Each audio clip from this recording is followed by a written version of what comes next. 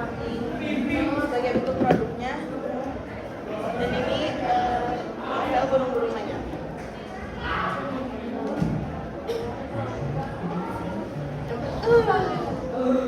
Sebelumnya ini kami akan memperkenalkan diri terlebih dahulu. Saya Abdullah Wisjaya dari absen 1. Saya Aisyah Yuni Putri dari absen 3. Saya Patricia Avril dari absen 28. Saya Yusra Noviani dari absen 24. Saya Hana Faiza Raffi dari absen 19. Saya Bilal Desa dari absen 6. Baik, di sini saya akan membacakan identitas kepada buku tersebut. Judul bukunya itu Burung-Burung Manyar, pengarangnya itu Y.B. Mangunwijaya. Lalu tahun terbitnya 1981 dan penerbitnya itu Jambotan. Lalu tahun halamannya itu 408 halaman. Lalu saya akan membacakan sinopsis pada buku tersebut. Sinopsis pada buku tersebut yaitu Burung-Burung Manyar mengungkapkan bahwa pengetahuan dan pengalaman seorang manusia tentang perilaku baik dan pola pikir juga.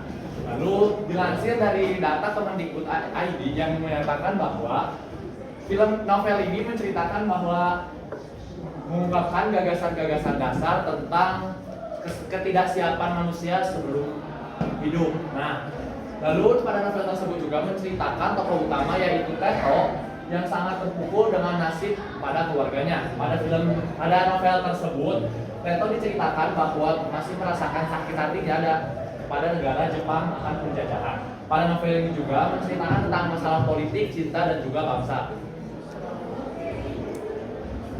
Lalu saya akan membacakan unsur intrinsik pada novel tersebut. Unsur intrinsik yang pertama yaitu tema. Tema pada novel tersebut yaitu konfliknya ya konflik ideologis dan juga nasionalis, yang dimana nasionalisnya itu penjajahan Belanda kepada negara Jepang dan juga tentang awal kemerdekaan. Lalu temanya juga menceritakan tentang cinta dan juga pengkhianatan antara dua tokoh yaitu Teto dan juga Atik. Lalu unsur intrinsik yang kedua yaitu alur. Alur pada novel tersebut yaitu campuran, yang dimana banyak sekali kilas-kilas cerita yang sudah lama pada zaman dahulu dimunculkan kembali di novel tersebut. Dan alur ini juga sangat maju membantu tentang konteks keputusan yang diambil oleh Teto. Lalu unsur intrinsik yang ketiga yaitu latar. Latar yang akan saya bahas di sini yaitu latar tempat. Nah, latar tempat di sini itu sangat beragam, mencakup tempat-tempat istimewa di Indonesia. Salah satunya itu Yogyakarta, Surabaya, dan juga Belanda. Beberapa tempatnya juga yaitu menggambarkan nuansa-nuansa yang mencekam pada zaman tersebut. Selanjutnya ada latar waktu dan juga latar suasana. Terutama ada latar waktu yaitu pagi hari. Dikutipkan dari novel ini yaitu pagi itu Ibu Artina sedang memasak sayur sambal tauco dan Larasati menyusul masuk. Dan selanjutnya ada latar suasana yaitu takut. Dalam kutipannya satu perasaan yang ia takutkan bila bertemu dengan wanita tersebut lagi. Selanjutnya yang keempat ada tokoh dan penokohan. Tokoh pertama yaitu ada Teto. Teto di sini protagonis dalam novel ini dan juga dia memiliki kebingungan atas identitasnya sendiri karena dia lahir dari pejuang Indonesia namun dibesarkan oleh lingkungan yang ada dalam Belanda, dan juga ia tidak punya memiliki filosofi tentang berada dalam dua dunia ataupun kesetiaan yang berbeda. Selanjutnya ada Atik. Atik di sini sangat berbanding kebalik oleh Teto karena Atik memiliki sifat nasionalis yang sangat kuat, tekad yang sangat hebat, dan kesetiaan terhadap Indonesia yang sangat hebat juga. Selanjutnya ada tokoh pendukung. Tokoh pendukung di sini seperti masyarakat yang ada dalam masa itu yang ada pada Belanda maupun terhadap kemerdekaan Indonesia. Kemudian ada sudut pandang. Sudut pandang yang digunakan dalam Burung-Burung Manyar ini sudut pandang pertama yaitu Teto. Pandangan ini membuat pembaca lebih mudah memahami konflik apa yang sedang terjadi. Kemudian tentang melihat dunia dari sudut pandang seorang yang dilema yang besar. Kemudian gaya bahasa yang digunakan oleh burung-burung manyar ini lebih puitis dan simbolis, yaitu contohnya pada judul novel Burung-burung Manyar yang memiliki arti kebebasan dan ketidakpastian dalam hidupnya. Gaya bahasa yang sering digunakan dalam novel Burung-burung Manyar ini penuh dengan hubungan sesuai dengan tema yang berat yang diangkat dalam novel ini. Amanat yang bisa diambil dari novel Burung-burung Manyar ini yaitu kita harus memiliki pendirian di tengahnya penuh dengan tekanan, serta bagaimana cinta dan idealisme seringkali berhadapan dengan realita yang tidak sesuai. Abstrak dalam novel Burung-burung Manyar, bagian abstrak terlihat dari tema besar yang diangkat, kisah tentang dua insan seta dewa, Teto dan Ati, yang terjebak di konflik ideologi di tengah kemerdekaan Indonesia. Secara keseluruhan, abstrak memberikan gambaran tentang latar belakang, sejarah, dan hubungan antara dua tokoh utama yang memiliki pandangan hidup dan yang saling bertolak belakang. Kemudian orientasi dalam novel ini menceritakan dalam latar masa penjajahan Belanda dan kondisi sosial politik di Indonesia. Pertama ada Teto, seorang anak yang hidup di lingkungan kolonial Belanda, serta ada Atik yang seorang wanita nasionalisme yang hidup dengan semangat perjuangan Indonesia. Sekarang saya akan menjelaskan mengenai analisis strukturnya. Yang pertama ada komplikasi. Dalam novel ini komplikasi terjadi ketika Indonesia mulai menuju pada kemerdekaan, tetapi tetap berpihak pada Belanda, sedangkan Atik sepenuhnya mengakui atas kemerdekaan Indonesia. Karena konflik ini, hubungan Atik dan Teto semakin renggang. Dan disinilah terjadinya perbedaan prinsip antara Atik dan Teto. Yang kedua ada evaluasi. Dalam novel ini, evaluasi terjadi ketika Teto semakin sadar atas kesetiaannya pada Belanda dan juga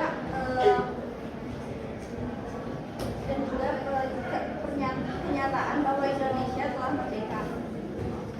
Kemerdekaan di sisi lain, hubungan Teto dan Atik semakin renggang karena Atik tidak bisa menerima Teto yang bekerja sama dengan penjajah. Pada titik ini Teto harus menghadapi dilema besar.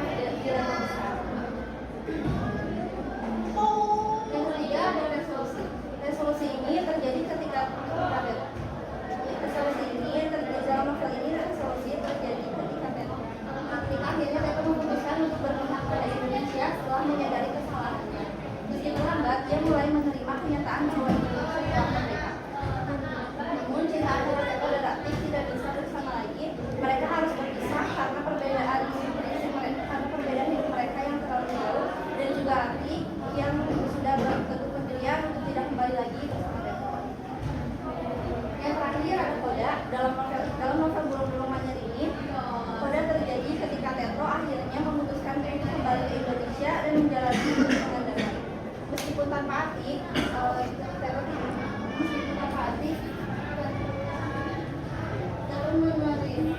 mulai menerima perubahan yang terjadi pada hidupnya, yaitu penerimaan atas kemerdekaan Indonesia dan pengakuan atas kesalahannya di masa lalu. Meskipun tidak mendapatkan Atik, tetapi Teto mendapatkan kedamaian baru.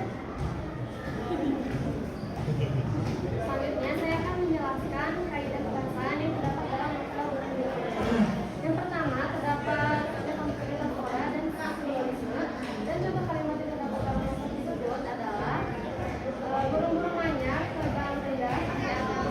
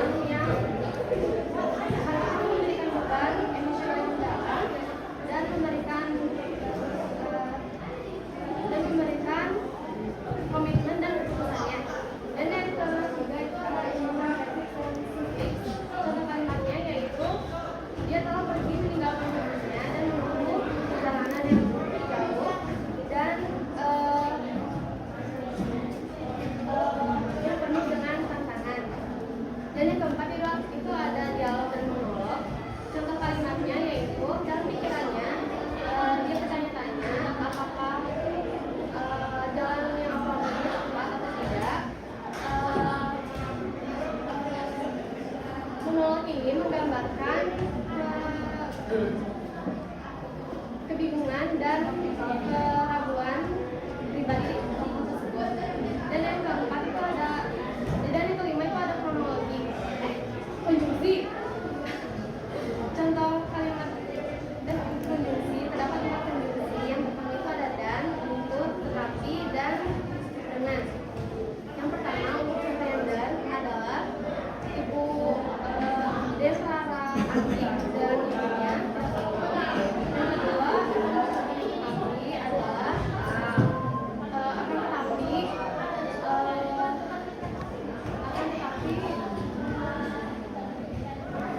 akan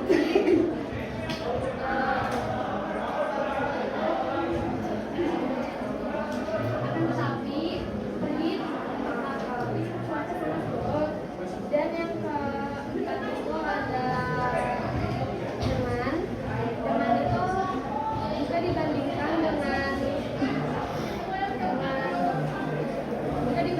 dengan suami Mbak Mana, dalam pribadi sendirinya berbeda. Selanjutnya itu ada yang ada dengan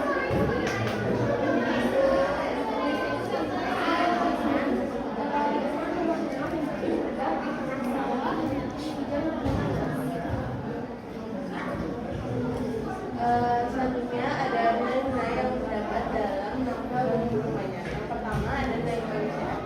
Nilai kemanusiaan sendiri itu menekankan tentang solidaritas, empati, dan pengertian antar sesama. Seringkali karakter-karakter di sini menghadapi dilema moral yang menguji nilai-nilai kemanusiaan mereka, yang menyoroti pentingnya menghargai dan memahami perasaan orang lain. Yang kedua ada nilai sosial. Mangun Wijaya menggambarkan kondisi sosial dalam novel ini secara mendetail. Ia mengeksplorasi perubahan kelas sosial, konflik sosial, dan perubahan-perubahan sosial yang terjadi. Yang ketiga ada nilai budaya. Terdapat nilai budaya, terutama adat istiadat dan tradisi Jawa. Yang terakhir ada nilai pendidikan dan pengetahuan. Di sini Mangun Wijaya menekankan pentingnya pendidikan dan pengetahuan sebagai aset untuk perubahan sosial dan pribadi. Melalui karakter-karakternya di sini sangat berjuang untuk mendapatkan pendidikan itu sendiri. Novel Burung Manyar merupakan novel kompleks. Di dalamnya sangat banyak mengandung aspek kehidupan manusia. Mangun Wijaya sendiri berhasil merangkum cerita cinta dan cerita konflik politik menjadi satu kesatuan yang padu dengan tokoh-tokoh yang mendalam dan alur yang menantang pemikiran pembaca.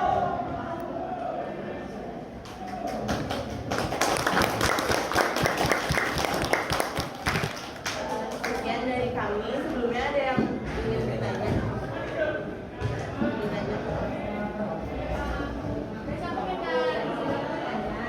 Kan dari cerita tadi aku lihat di Koda itu kalau Gatot dan Ali itu berpisah, tapi pada akhirnya Gatot kembali ke Indonesia dan menemukan kedamaian batin.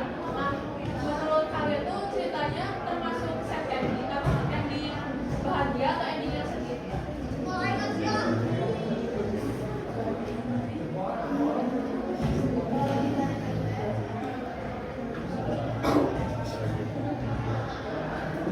Endingnya tuh bahagia, cuma untuk cintanya sedih. Itu cerita cintanya.